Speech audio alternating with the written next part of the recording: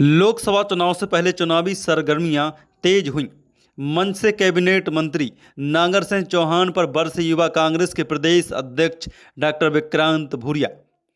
अलीराजपुर जिले में आज कांग्रेस के दिग्गजों के द्वारा होली मिलन समारोह का एक समारोह आयोजित किया गया, जहां भाजपा के पूर्व जिला अध्यक्ष सहित कई भाजपा कार्यकर्ता कांग्रेस में शामिल हुए। वहीं मंच से वन एवं पर्यावरण मंत्री नागर सिंह चौहान पर युवा कांग्रेस के प्रदेश अध्यक्ष डॉक्टर विक्रांत भूरिया ने डाकू माफिया और गुंडाराज के साथ परिवारवाद चलाने के आरोप लगाए। इस्तीफा दे देना चाहिए, इनको मंत्री पद से इस्तीफा खुद ही दे देना चाहिए, क्योंकि फिर उससे सरकार की क्या छवि बनती है। और यही नहीं, आपको पता है नागर सिंह जेल भी गया है, झाबुआ जेल में रहा है वो नागर सिंह, पता है?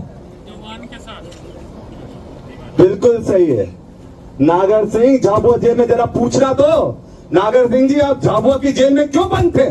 अब ये पत्रकारों पर छोड़ देता हूं मैं। अब पत्रकार पूछ लेंगे कि नागर सिंह झाबुआ जेल के बंद क्यों बंद था, बताना पड़ेगा, जवाब देना पड़ेगा। और पत्रकार साथियों, मैं आपको सलाम करता हूं, जो पत्रकार सत्य को अभी भी दिखा रहे हैं उनको सलाम, क्योंकि कहीं ना कहीं ऐसे पत्रकार स्वतंत्रता सेनानी से कम नहीं है जो सत्य की लड़ाई लड़ रहे हैं।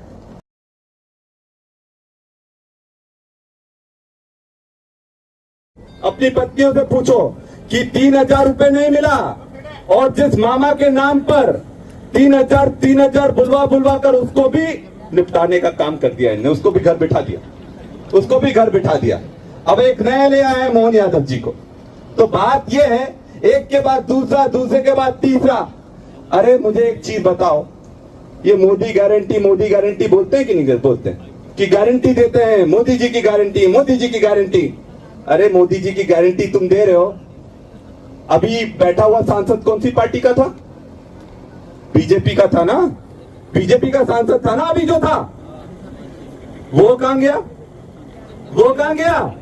तो उस टाइम भी मोदी जी प्रचार करने आए थे, उस टाइम भी गारंटी दी थी कि नहीं दी थी कि इसको जिता दो, ये मेरी गारंटी है, इसको जिता दो, आपके अलीराजपुर झाबुआ रतलाम को चबन कर दूंगा। अरे भाई, हमारे ऐसी हालत कर दी कि उस प्रत्याशी को ही बदलना पड़ गया इनको। तो हकीकत ये है कि ये कुछ करने वाले नहीं, ये भाई को लड़ाने वाले लोग हैं। और मैं तो एक बात बोलता हूं, अगर जो व्यक्ति आरोपी हो, हनुमान मंदिर पर जब कत्लेआम हुआ, सिद्धेश्वर हनुमान मंदिर पर, और उस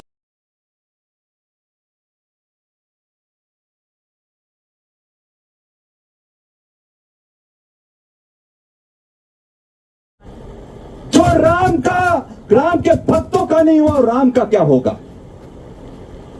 और इसलिए ऐसे लोग सिर्फ राजनीति करते हैं और राजनीतिक रोटियां सेकते हैं, पर ना ये राम के सगे हुए हैं, ना आप लोगों के सगे होंगे। एक चीज याद रख लेना, इसलिए चुप मत बैठना।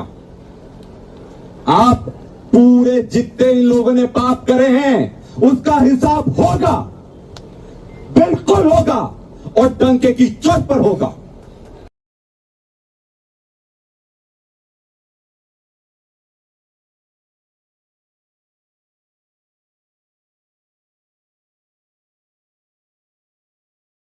तो सच बोल रहा था कि झूठ बोल रहा था वो? नागर सिंह और उसके परिवार पर कोई आरोप है कि नहीं है?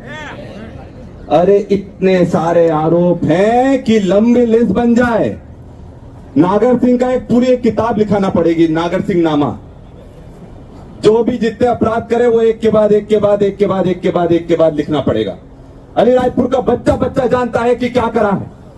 मैं तो एक किस्से की बात करूंगा, वो किस्सा आप सबको पता होगा और आपको पता होना भी चाहिए।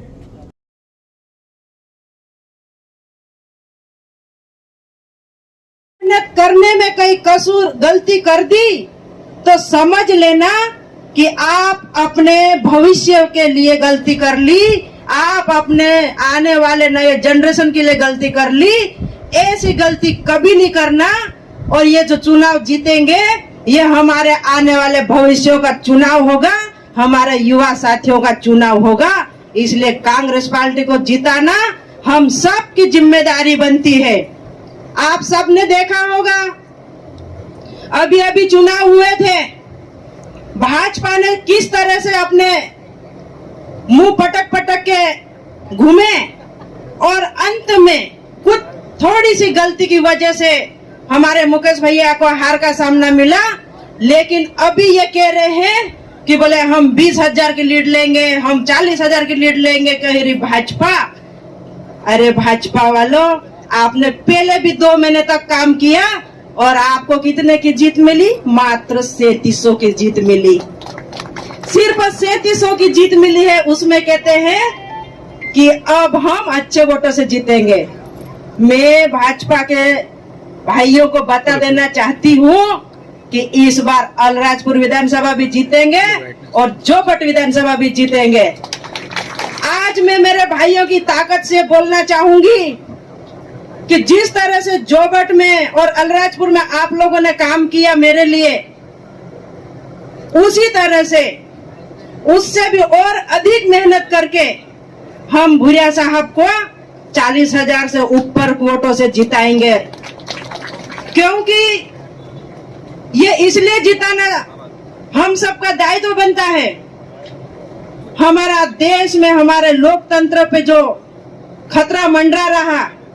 इसी के साथ आपको बता दें कि लोकसभा चुनाव से पहले चुनावी सरगर्मियां अब रतलाम झाबुआ सीट को लेकर तेज हो गई हैं।